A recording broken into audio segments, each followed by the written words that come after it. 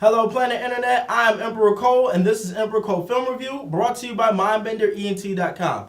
And today I'm here to review Defenders, Episode 4.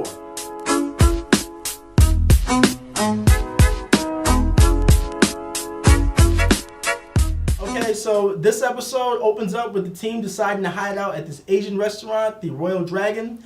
I thought it was kind of dumb with a lot of comedic humor of all places to go after getting to this big fight. I like the banter and the way they're going back and forth and having a lot of quick dialogue with each other where they're trying to figure things out. And also, Matt Murdock finally decides to take his mask off and accept that he's going to have to work with the team. So I thought that was a big moment in showing that he's definitely going to work with them for the long haul to try to figure things out. One thing I found to be a little bit strange is the Marvel TV universe and the Marvel movie universe are supposed to be connected and exist around each other. So the fact that Jessica Jones and Luke Cage have such a hard time believing Danny's story about the hand, Kung Lung, and all that, and they're supposed to be around in this same universe where the Avengers had to fight off an alien invasion that happened right here in New York. So I found that to be a little false. Some scenes that I definitely appreciated was the scenes between Alexandra and Elektra, where you find out that she used all of the resource or whatever it is that they use to bring themselves back to life, the black goo, the black substance. She used all of that in bringing the black sky back to life to inhabit Elektra's body. So that's the reason why now the original members of the Hand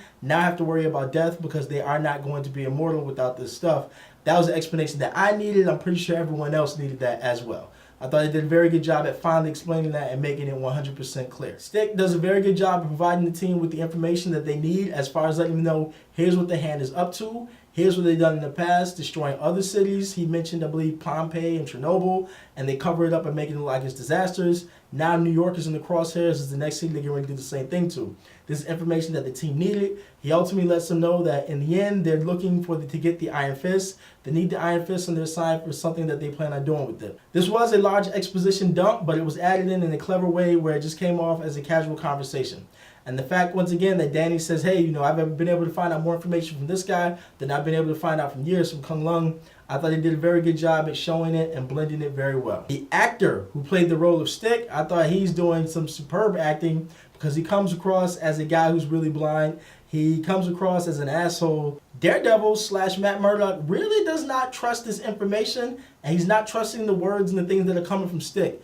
And he says to him, he's telling you all this because in the end he's going to want something. So that kind of seems like later on down the line, maybe Stick might double cross them, or maybe he might have some hidden agenda of his own where after they beat the Hand, boom, Stick comes up with his agenda and you find out he was really up to X, Y, and Z, or he played them to accomplish some goal for him. So I'm kind of on the lookout for that. Maybe at the end of the series, maybe there'll be some type of a big reveal. After Jessica Jones decides that she doesn't want to be a part of the team, that she's leaving, she's not buying any of what Stick is selling, and when she's walking outside and it's raining and Luke Cage goes out, tries to talk to her, it seems like there's definitely some feelings there between the two of them, and it's definitely not subtle. I feel like this is a hint that they're eventually going to get back together, so of course that's going to doom the relationship between Claire and Luke Cage. And of course, like I said before, I feel like Claire is not really with the whole superhero lifestyle. She doesn't always want to be in trouble, so it looks like that's definitely going to be the end of them. I'd say by the end of the series, look for them to have some type of a conversation where they break up.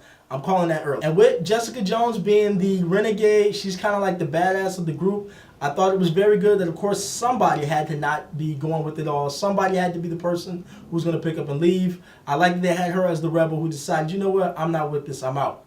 And then, of course, she has her own revelation where she's sitting at the computer. She's going through her investigation that she's trying to get to the bottom of. And she finds all these signatures that span all the way back to the 1800s, where she's seeing, I believe it looks like Alexandra's name or different variations of her name. It's definitely all the same handwriting. It's the same signature. And she realized that this definitely does not make sense. She, of course, puts the story together that the stuff that they were talking about at the Royal Dragon.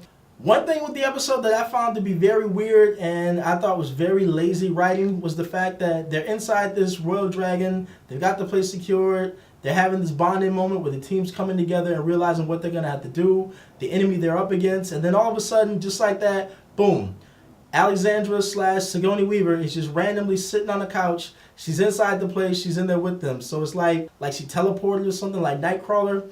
Obviously, if it was just that easy for her to just show up, why didn't she just show up, grab Danny, and then disappear all over again? The fact that she's just suddenly sitting down, she's there with them, I thought that was very corny. Once again, the writers and producers of the show did a very good job at ending this episode. The tension is set. It's getting ready to be a fight. And then an even bigger entrance is made by Jessica Jones when she crashes through the front of the store or the front of the restaurant in this Ford truck. She hits Elektra with the truck and she gets out and wants to know if anyone missed her. She's now ready to fight with the team. I thought they did a very good job of that. And of course, at that point, boom, the episode ends. Overall, this episode is very enjoyable. You get a lot of information as far as what the Hand is up to. The team has a bonding moment where they're inside this restaurant for most of the actual episode. There's a lot of good dialogue and banter, and then you find out a lot of the motivations between not only the bad guys, but the good guys, and everybody tries to come to some sort of a common ground.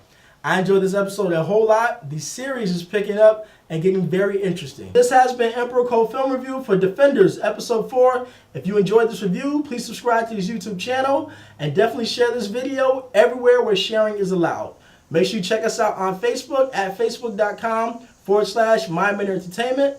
Check us out on Twitter at MindbenderENT. And of course, follow the website, mindbenderent.com. And remember, the future is now.